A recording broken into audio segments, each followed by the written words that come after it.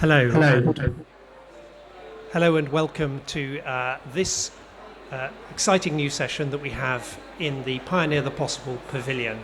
This session is all about the Swedish industry transition and how fossil-free steel can lead the transition across the world, how it can change the world. My name is Robert Watt. I'm today's moderator for our discussion. I'm here as part of the Secretariat for the Leadership Group for Industry Transition, which was an initiative bringing together countries and companies with the highest ambitions to decarbonise heavy industry, and it is chaired by Sweden and India.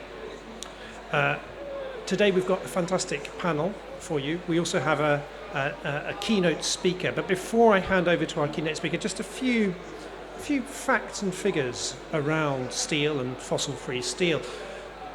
About 2 billion tonnes of steel is produced every year. It makes up 8% of global emissions. We are seeing a slight decline, globally speaking, in in the carbon dioxide intensity of steel. And there's a real pipeline of exciting projects in fossil-free or very low carbon steel production, and there are targets in place by a very large number of international steel companies. Some of that information you can find on the Leadership Group for Industry Transition's Green Steel Tracker, available on our website. But the speed of transition is not fast enough. We need to change not just in the niche markets of Sweden, but also across the world. And it's a great pleasure to be able to introduce you to our first speaker, our keynote from Johan Forssell, who is Minister for International Development Cooperation and Foreign Trade. Mr. Forssell, the floor is yours.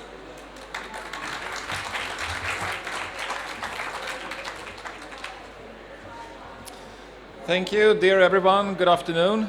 It's a great pleasure for me to be here at Sharm el-Sheikh and the Swedish pavilion at COP27. And as the new Minister for Development Cooperation and Trade, which was pointed out here, I am very eager to really spread the word about the many groundbreaking solutions that not only drive climate action in Sweden, but it also supports the green transition all across the world. It can be nuclear, it can be renewable energy, it can be energy efficiency, green steel, transportation, waste management, or the financial sector. We do have a very broad range of sectors where so many Swedish companies can contribute to the spreading of green footprint to other countries.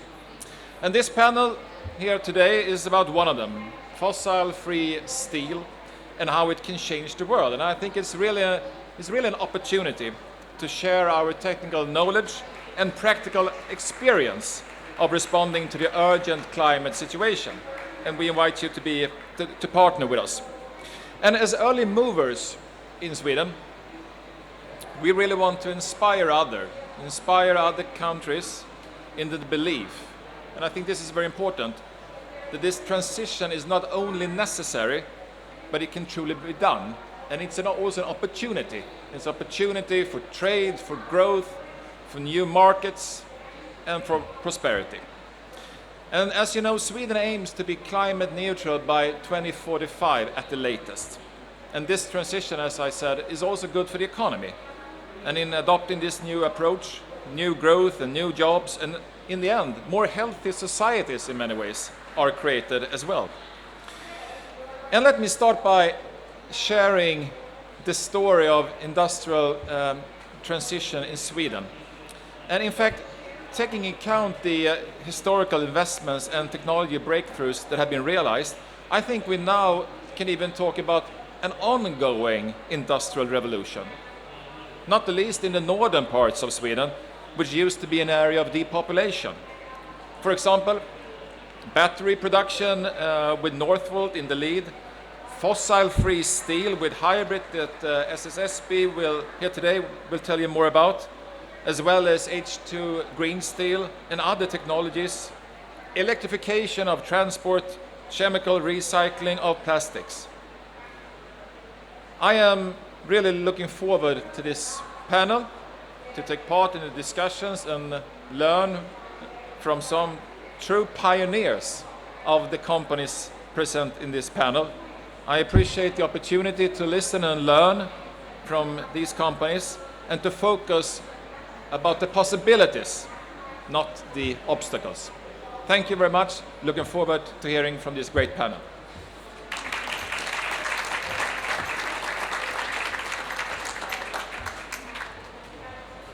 Minister, thank you very much for providing those words of inspiration for us and also prefiguring this fantastic panel. I'm sure there is a great deal that we will learn from hearing from them. And I'm going to split up our panel. We actually have 6 panelists for you. We've decided to break it into 2 panels to make it slightly easier for us to get everybody on stage. And I'm going to invite our first panel to join me on stage now. Martina Montesino Malmberg from the Swedish Energy Agency, Martin Peab from SSAB, and Annika Ramsköld from Vattenfall. Welcome.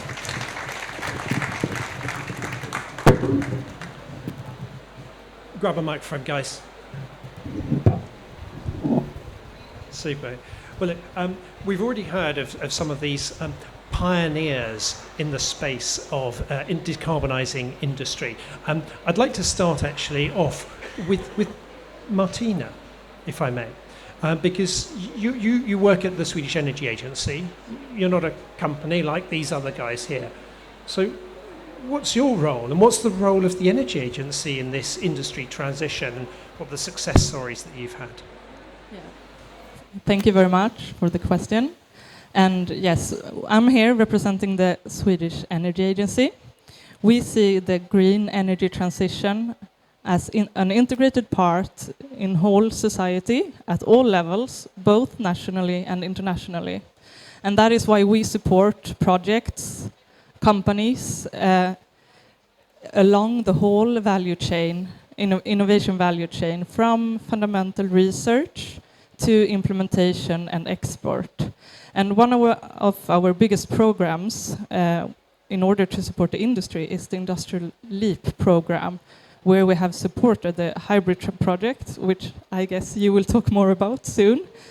And the purpose with this program is to support the industry in order to decarbonize and also to contribute to enable the decarbonization of the whole society. And we focus on implementation of new technologies, innovation, and new ideas, and we really look at like projects with collaboration in between different companies, also universities, but also this private-public partnership in order to lower risks at an early stage in the project. I think this hybrid project is a really good example where we see what we can achieve if we do this together. But we also have this international perspective, because of course we need to lower our emissions within the Swedish borders, but in order to reach the climate goals on a global level, which I think is the most important goal, we need to collaborate also with other countries. And we have several programs within international collaboration. One new initiative is the Sweden-US Green Transition Program in order to collaborate for this global climate goal. Yeah, so that is our role.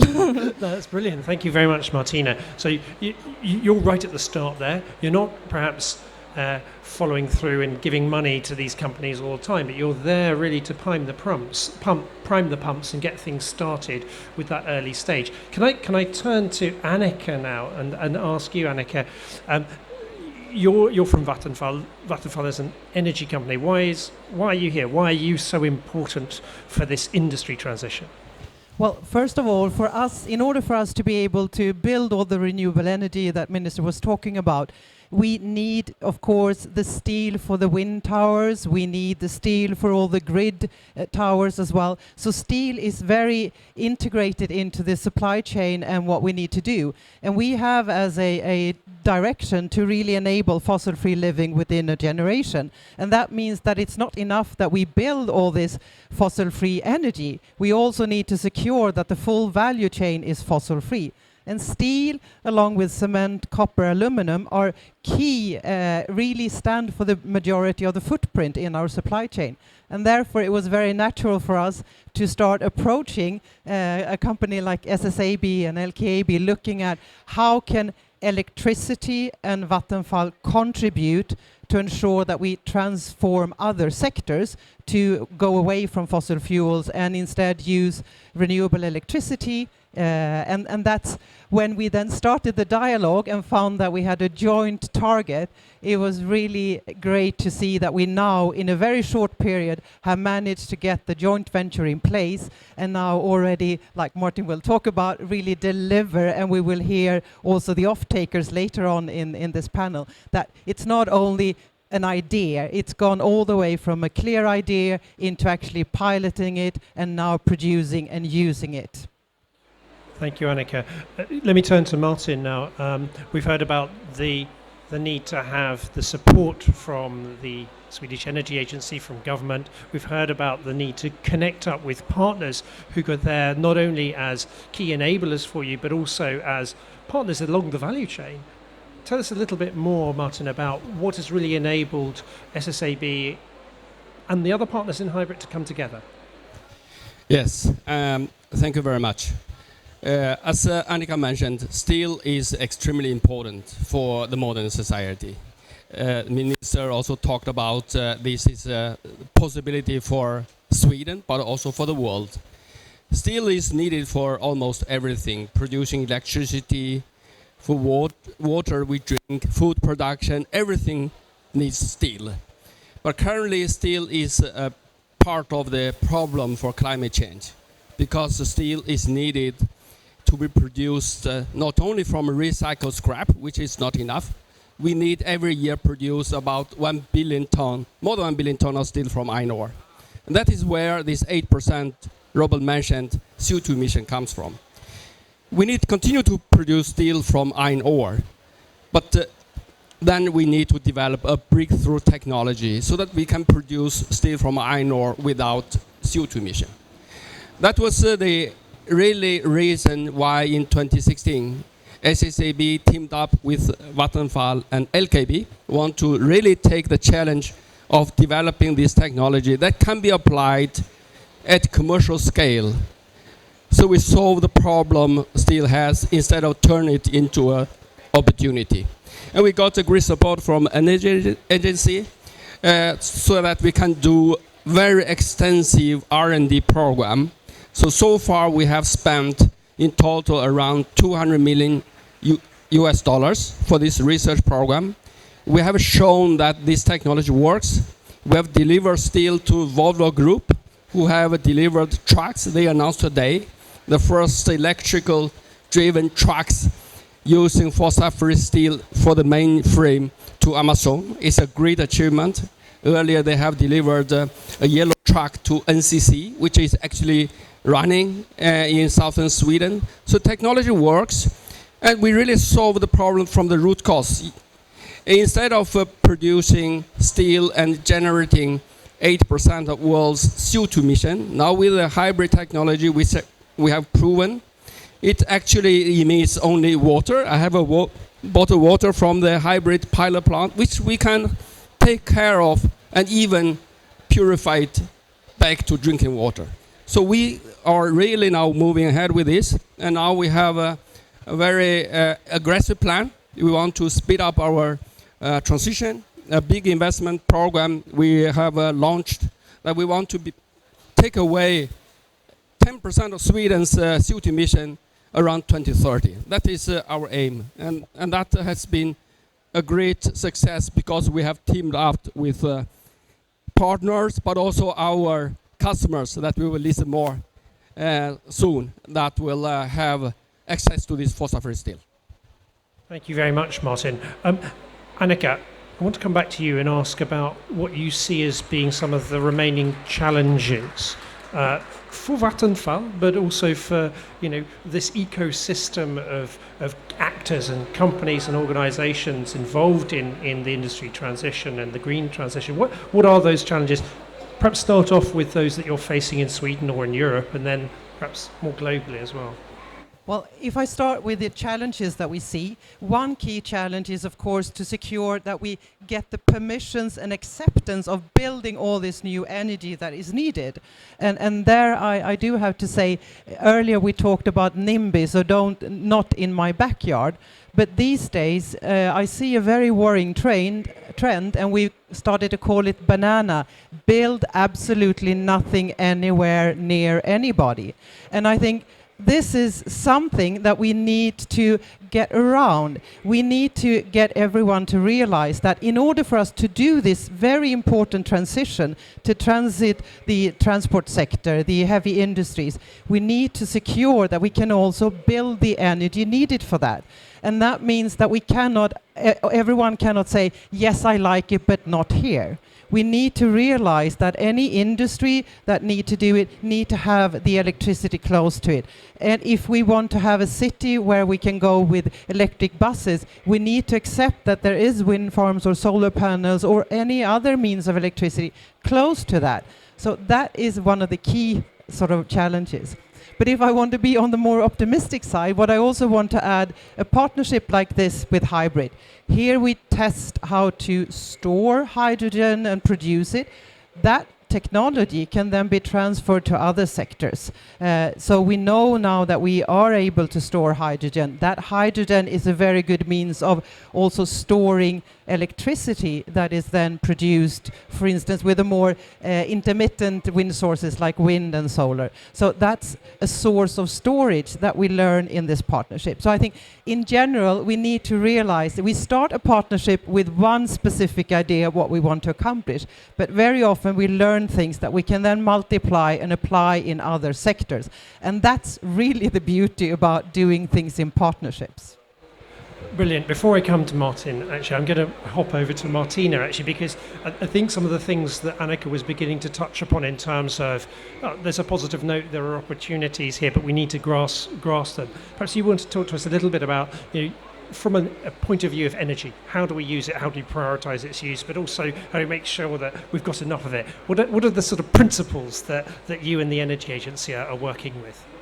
I think that the main principle is that we really need to focus on many things at the same time. We really need to have a number of technology in order to be able to do this transition.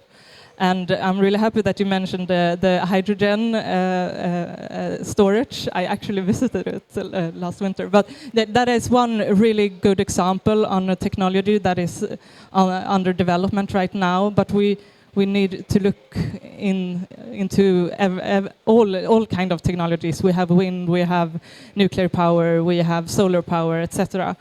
But we also need to look into the material and energy efficiency, and also now with this energy crisis we're in right now, how do we use the energy? How can we use it in a smart way in order to save energy for a good purpose?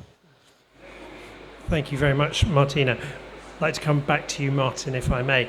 And you've begun to talk a little bit about how you've enabled the transition. What about the rest of the value chain and the role of demand, the people who are actually going to buy this product? So you tell us a bit about why it matters and how you've persuaded them that you've got the right amount of the material at the right price available to them. Yes, when we started the hybrid initiative, a lot of our peers and also customers were not sure if this new technology produced steel would be too costly. What we have shown so far is the technology we have developed is actually producing a superb quality of products and also more cost efficiently. So that provides the opportunity for us, together with our customers, to really move ahead with the quick transition decisions.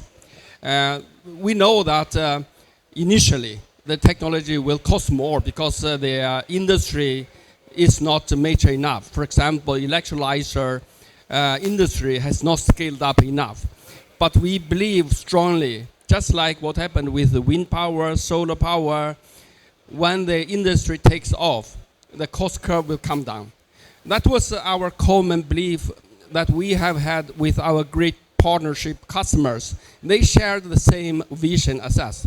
So they believed, even in the beginning, this will cost slightly more, but this is the right way to go because we solve the root cause of CO2 emissions. And our scope 1, scope 2 emission is scope 3 emission for our customers. So we need to work really in the value chain because steel industry cannot solve the whole emission issue alone. We need to work with energy companies, mining companies, and then like Volvo, like Alfa, Laval, and Peab, all the customers that are waiting for fossil-free steel. With joint efforts, we can make this change. Now we have shown this is possible. So we are here really to share this experience of this collaboration, success story, but also inspire others to see the opportunities. Because this creates great business opportunities. And we just announced 1 month ago that we have filed in hybrid a portfolio of patents. We want to share this know-how with the rest of the world. Because if we cut 10% Sweden CO2 emission, of course it's good, but it's not going to save the world. We can save the world when this technology is used by China, India, many others. Then we can really make a big impact. Thank you very much, Martin. You've actually managed to answer the last question I was going to ask. But I'm going to ask it anyway because I'd like to offer it to the whole of the panel. The title of our session is about changing the world. And we've seen how it can be done, how it's starting to happen in Sweden, maybe a few other countries where some of these ideas are being picked up. But can you say one thing, perhaps, about what you think needs to happen in order to go and scale up from the hybrid plants that we have in Sweden to something that truly changes the world? We've heard a little bit about patents and value chains, but are there other things that you think are critical to get to scale at an international level? Because unfortunately, just doing it in the north of Sweden isn't enough. Annika, please. Well, I think one thing is that we need to secure that there is enough demand, and I think there SSAB and Vattenfall are both part of the First Movers Coalition. And there it's all about creating a very clear demand signal from companies that we want these breakthrough technologies. And that's why we have joined to sort of wanting that for steel, for cement, for aviation, for trucking, etc. That is a very important thing. And I also think it's by entering into those type of initiatives that we then can showcase this good case we have in Sweden where we have built the full value chain, just show how this can be done. And then since we have promised to buy this, it means that when we as Vattenfall have a discussion with someone that is producing heat exchangers that we will hear about later, or wind turbines, then we ask them, we want to have this fossil-free steel in that. And then you start creating those demand signals. That is a very good way. And then they say, well, we don't know how to do it. Well, we do. We know actors that can. And here you also have patents and you can multiply those. So I think it's really about spreading the word very widely. And that's also the reason why we're here at COP, trying to inspire and show that this is absolutely possible. Martina. Yeah, I totally agree. And I think all kinds of collaboration, crossing all kinds of borders is really important now to go faster, go further. And this system perspective that we need to focus on so many things at the same time in order to reach the goals. Thank you. We've got maybe a couple of minutes before I want to bring up our other panel. So I'd actually like to ask if there's anyone in our audience who might have a question, a short question. I can see a hand being waved over here. And a second question at the back afterwards. We'll take one after the other, please. So hi, my name is Yvonne. I'm from Delta Electronics Foundation. So I have a question for Martin especially. So you just mentioned that you believe that in the future the cost of the hydrogen steel will go down. But do you have you foreseen a timeline that like when will this technology be scaled up and popularized globally? Thank you. Thank you very much for that question. Let's take another one quickly at the back. And Martin, you can begin answering. Yes. Hello, Anna Freeman from the Clean Energy Council in Australia, where we've been watching what you're doing quite closely and very interested in it. Just a question, you mentioned that you're part of a first movers coalition. The question I have is, well, why? What triggered you to do this when you embarked on this journey a few years ago? What was it?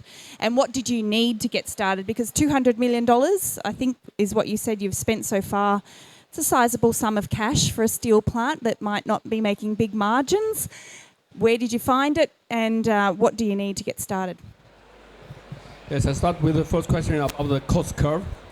We know that the first scale up that we are right now planning in a hybrid collaboration is 2026. We are going to construct the first demonstration plant, and the SSAB will shut down the auxiliary zone facility, so we will provide the first volumes commercially to our customers from 2026.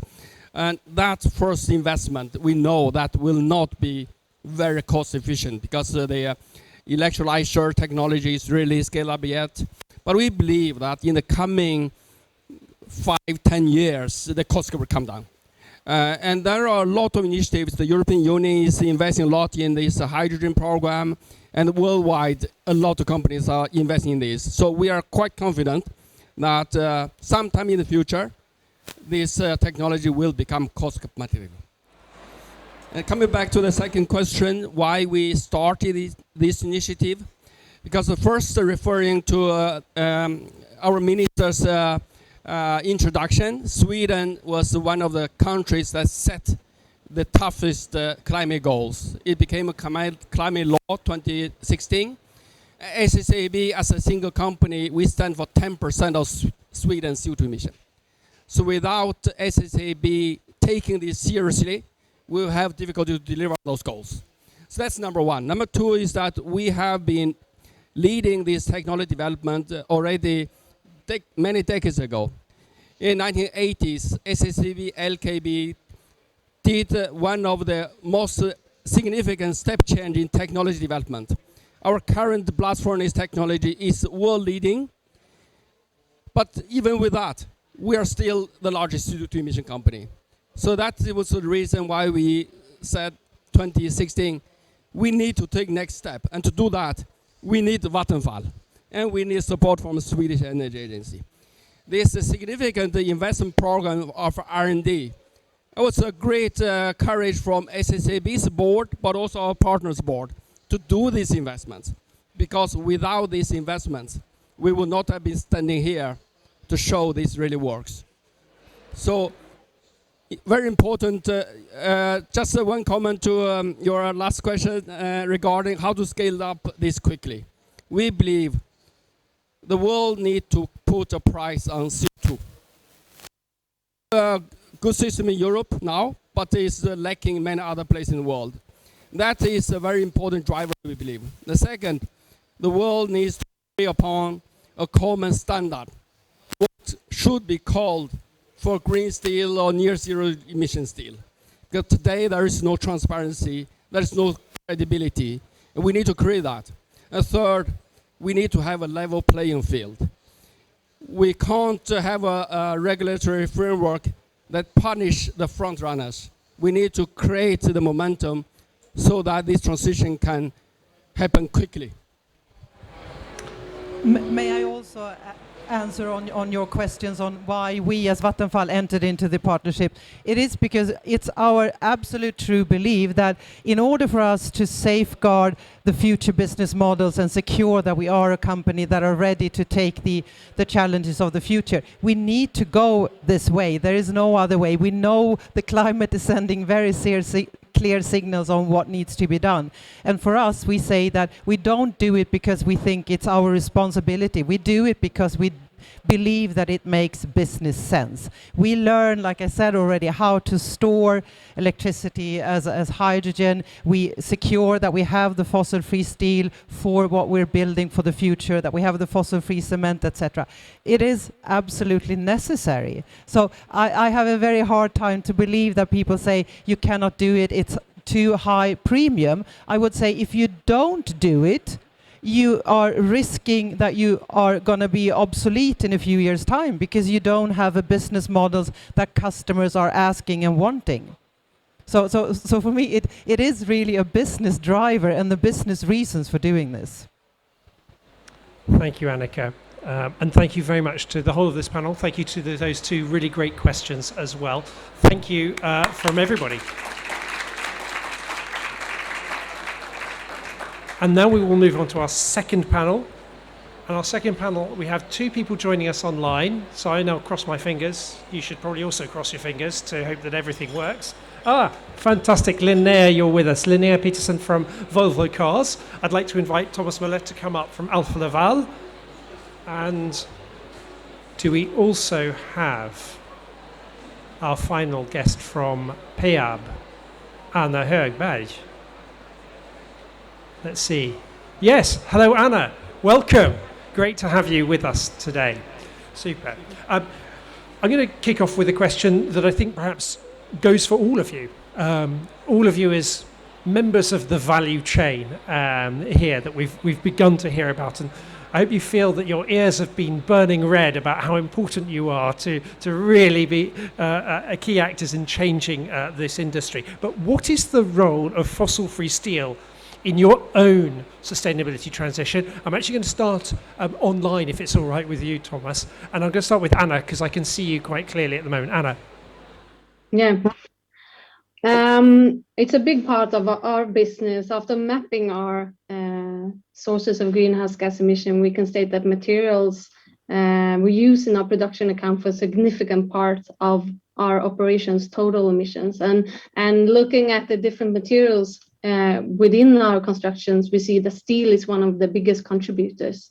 So we want to start with our biggest flows of material and change this into a decarbonisation way. So steel is really important, and we also within Peab we have several initiatives within our own operations where we also see initiatives such as low carbon concrete, asphalt and mineral aggregates. So we see a strong pull for just entering partnerships with our external suppliers in order to develop low carbon solutions, which are crucial in the way of reaching our climate neutrality in 2045. Thank you very much, Anna. A couple of points I think it's really interesting to pick up on that is first of all, of course, you need to engage with your suppliers, SSAB and others, to meet your own sustainability targets, and also that this is something that is happening in more than one sector. So actually you're looking for a decarbonisation in many different industrial sectors. So it's a sort of a vision and approach for the company as a whole. And now I'd like to ask Thomas the same sort of question. What's the role of fossil fuel steel for you in Alfa Laval? Yeah, so I brought a piece of equipment with me here just so everybody get a feel for what we are doing. And this is a heat exchanger, and we are deploying millions of these every year. And that is actually equal to around 100 gigawatt in energy savings. And that is 50 million tons CO2. That's the same emission as Sweden. So we need more of these units out, and that's our main contribution to the Paris Agreement, you could say. But of course, we also need to get our own house in order. And as you see, this unit is full of steel. And we want to have carbon neutral products by 2030. And that is not many years away. So that's why we launched this collaboration with SSAB in end of May to say we need to get access to fossil-free steel. And we're actually now having the first unit just some months after. And we will deliver first units to customers in next year. and that is to have energy, footprint savings on our own technologies. And we have been out, so we are an off-taker to SSAB, and we have been out testing the markets now, coming out to data centers, coming out to the chemical industry, coming out to electrolyzer producers with a lot of heat exchangers around and say, are you interested in heat exchangers with fossil-free steel? And there is such a pull. So I think that is our role here, that we can get our own house in order, but we can also help getting the scalability going by coming out in so many more industry verticals and getting the fossil-free steel out there. Brilliant. Thank you very much, Thomas. That's really inspiring in terms of the numbers that you're talking about and how you're really enabling a whole other set of value chains as well to begin to decarbonise. And I'd now like to turn to Volvo, please. Linnea, you're with us on screen now. So same question to you. What's the role of fossil-free steel for your sustainability transition? For us, it's absolutely critical. We as a company have a target to become climate neutral by 2040, and that includes scope 1, 2, and 3. So we need to be able to find near zero materials to be able to get there. So all the materials that are used in the vehicle, and today steel is still the sort of largest material group in the vehicle, which means that being able to find near zero steel is a must for us, absolutely. And that's one of the reasons why Volvo cars use the Zero Steel or Steel Zero organization this spring in order to really show the need for the near zero steel within the automotive industry to encourage not just SSAB, but other steel makers around the world to speed up their climate neutrality roadmaps. Because this is a huge pull within the industry for this material. Can I follow that up with you, Linnea, and maybe others might want to come in, because I think it's quite interesting. You're beginning to be customer facing. Okay, maybe not completely. Linnea, you're becoming, Volvo cars, consumer facing almost. Can you just tell us a little bit about what is it that means that your customers are prepared to pay a bit of a premium, or why is it they want this? Could you tell us a bit about that? Well, I think it's an important part of the transformation towards electricity, the electrical vehicle, that we know that that has a high footprint due to the batteries. And of course, if you're going for a car that throughout its lifetime will have a lower carbon footprint, you also want the entire vehicle to have a lower footprint when it leaves our production gates. So we see a lot of the customers asking us for this. What are the carbon footprints of the different vehicles? And we also see the fleet customers. We're here producing a product that will help our customers reduce their CO2 targets. And I mean, looking at the sort of European companies, there are a lot of companies that have sort of climate neutrality roadmaps and targets in line with us, sort of 2040 or before 2040. And that means that they need to find mobility solutions for their sort of staff. And that's where both we and sort of other European brands will come in and sort of help that transition. So we are getting asked about the carbon footprint of vehicles and how we will reduce that as we go forward. Thanks, Thomas. I can do the continuation of that. I think this is COP. We all run around and say we need to go into action mode, right? And I could have said to Martin, well, when you have the same price, then we will be interested, right? But we need to go into action, and we all need to chip in. And we are very ambitious in our own carbon emission targets, and we have a lot of customer relations where they have high ambitions as well. So enabling those relations and say, because they are also saying, how can we go in action mode? And here's a very concrete example.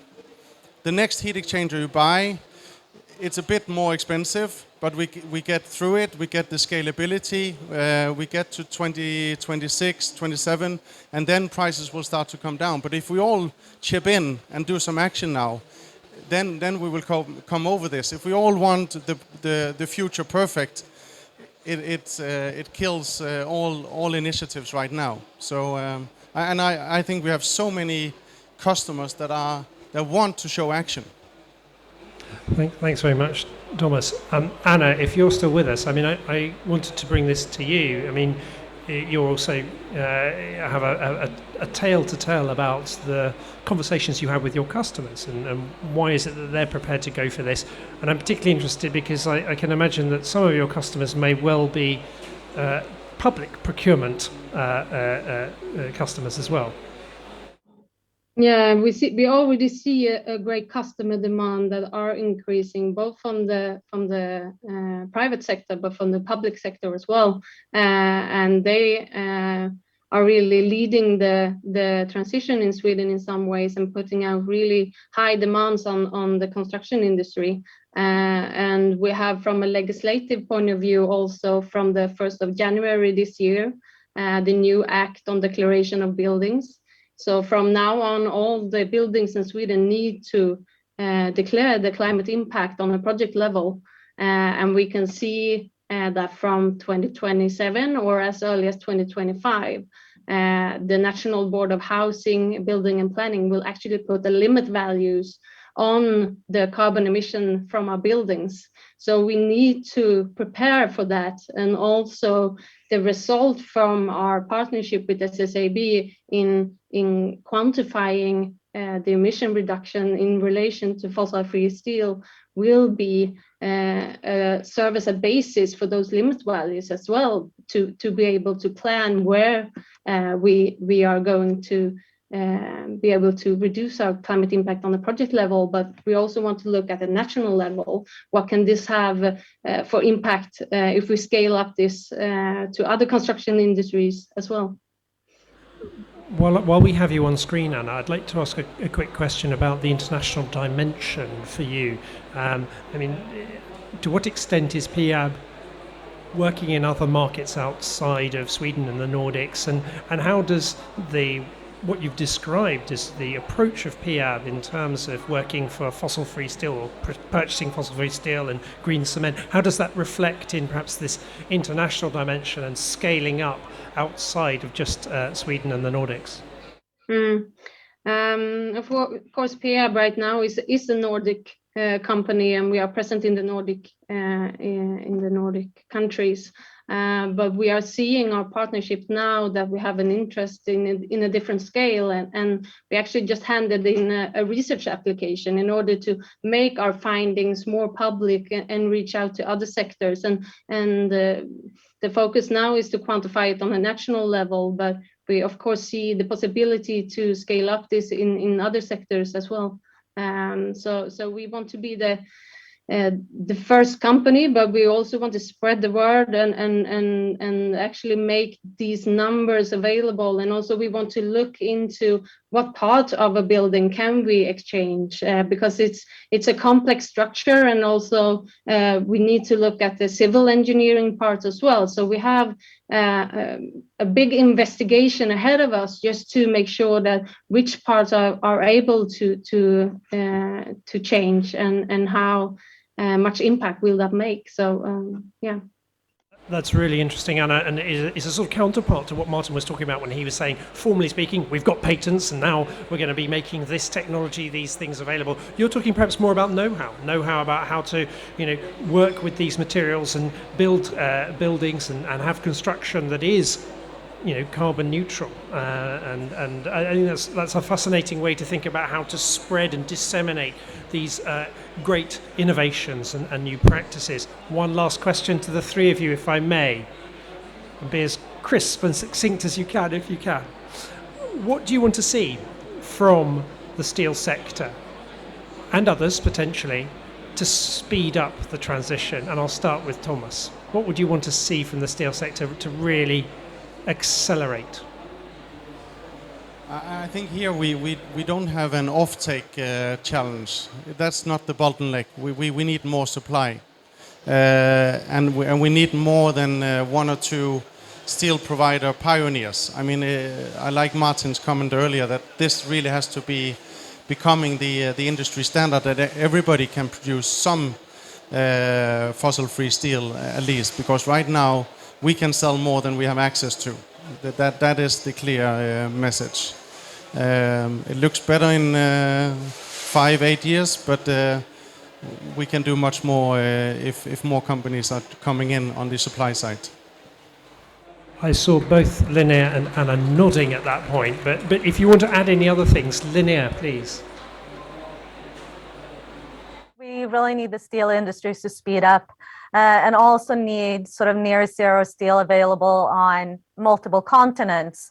Volvo Cars has production both in North America, Asia, and Europe, and we need to be able to get access to the near zero steel on all those continents for our production. We would also like to see a larger variety of grades being available. Today, with a limited amount of steel manufacturers going towards near zero, we will then see a reduced steel palette. And of course, in a car, we have a large variety of different steel types and steel grades in there. So we need to be able to source all the types that we have on all the different continents, and preferably, you know, much before 2040, when we need to have our climate neutral vehicles on the road. Thanks very much, Linnea. And with a great indication of what timescale you need this in. Anna. I just want to acknowledge what the other ones has been saying as well. We also have a problem that not all our products are available from the fossil-free perspective at the moment. So we need to scale up that. And we also see a need for transparency within the steel sector in terms of how we quantify the climate impact and how we calculate as well. Yeah, more transparency and speeding up the transition as well. Thank you very much. So we want, and I'm looking at Martin here a little bit here, we want more steel, we want it in more markets, easily available, we want more grades, and we want to have that transparency as well. So what an opportunity, I think, here, given the demand signal that you're hearing just from these three players in the market. Thank you very much to all three of you for your contributions today.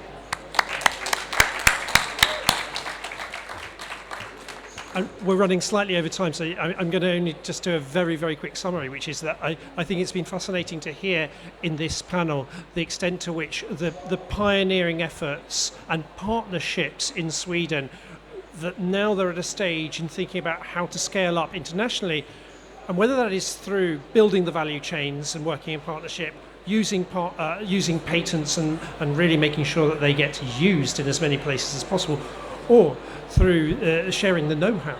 We've heard many different examples, and of course the example of export of the vehicles, export of heat exchangers. Again, we're seeing how these things can really contribute to changing the world, not just at home. Thank you very much for your attention today.